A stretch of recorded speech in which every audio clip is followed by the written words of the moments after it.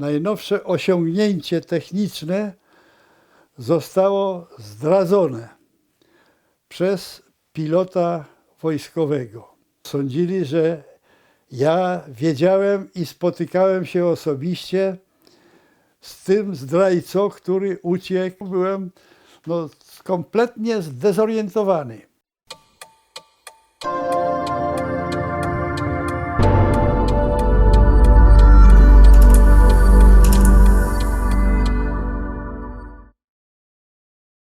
Miałem kilka bardzo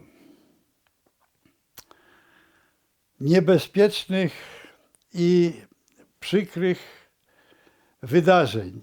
Zostałem aresztowany przez szefa informacji wojskowej, a informacja wojskowa to była taka tajna wojskowa policja, która nawiasem mówiąc była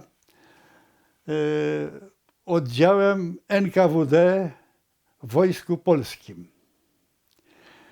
I oddziałem NKWD w Wojsku Polskim i szefem tej informacji był Cimoszewicz, major Cimoszewicz. On zresztą był szefem informacji w Wojskowej Akademii Technicznej i nadzorował również pułk lotniczy, który był w Bemowie, a Wojskowa Akademia Techniczna mieściła się w Bemowie, kiedyś to się nazywało nawet Bernerowo. Ktoś doniósł, że ja byłem w batalionach chłopskich, doniósł z mojego miejsca zamieszkania. No i on mnie aresztował i przeprowadzał dochodzenie i badanie. No i ja w czasie tego badania oczywiście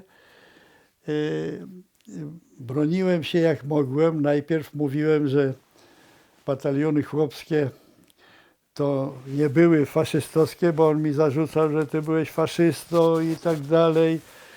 Byliście wrogami Polski Ludowej i pytał przede wszystkim o kolegów. Ja mu wymieniłem kolegów, którzy już nie żyli. No i on otrzymał informację z mojego miejsca zamieszkania od tych władz milicyjnych, policyjnych.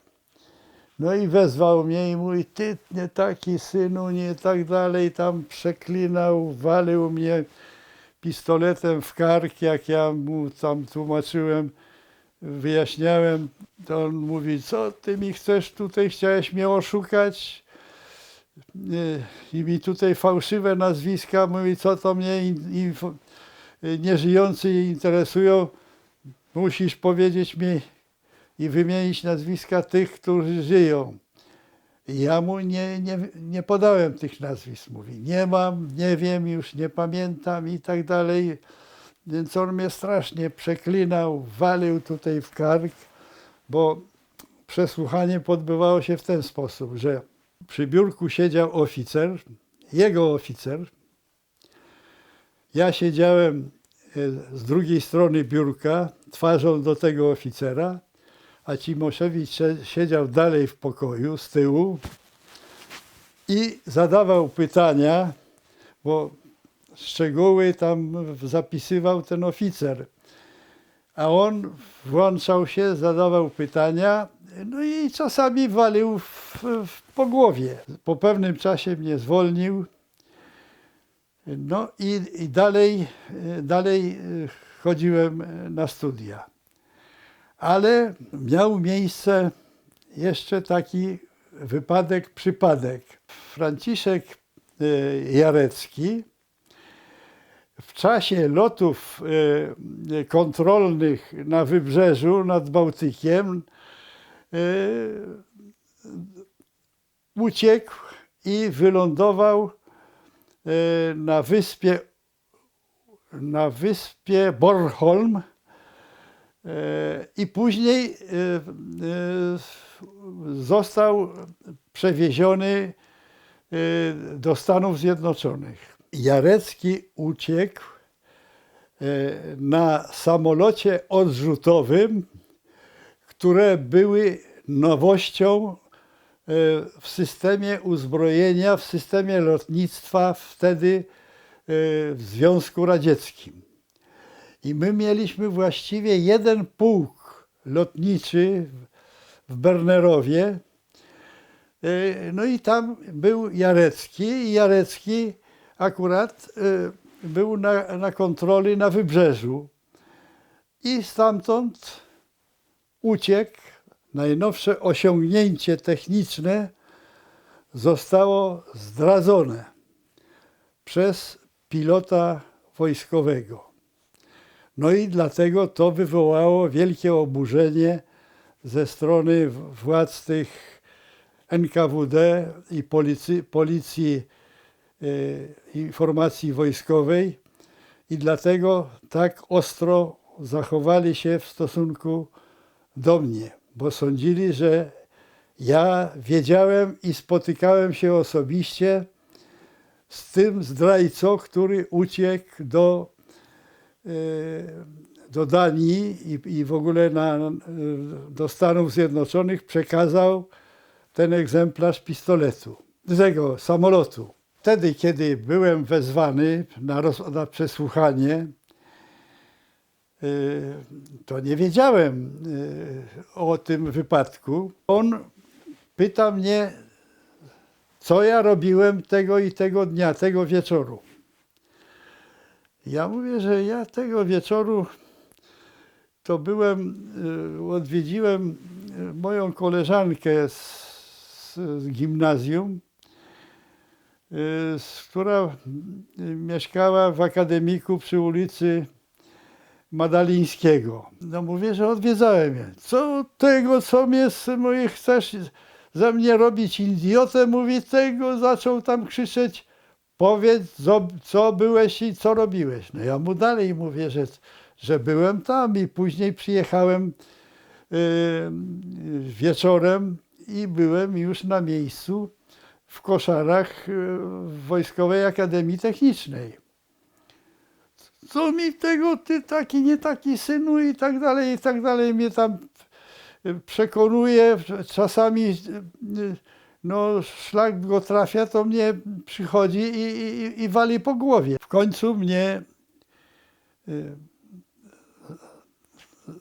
skierował tam na dół do aresztu, do więzienia, tam siedziałem przez parę dni, no i nagle mnie wypuścił.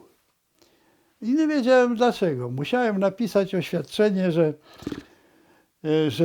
wyjechałem do rodziców, bo matka zachorowała.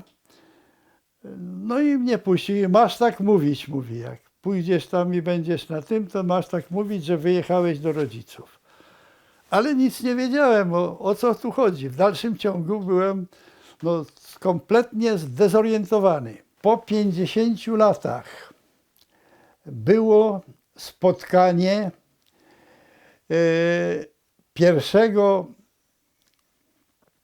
pierwszej promocji studentów Wojskowej Akademii Technicznej. W Wojskowej Akademii Technicznej spotkaliśmy się i rozmawiamy. I jeden kolega opowiada, i między innymi opowiada o Jareckim, że był na balu karnawałowym i siedział przy stoliku razem z Jareckim. I mówi, ja siedziałem naprzeciw Jareckiego, po prawej stronie siedziała ta Lucyna, a po lewej stronie siedziała Wiesia. Cimoszewicz w jakiś sposób dowiedział się, dowiedział się o nazwiskach tych dziewczyn.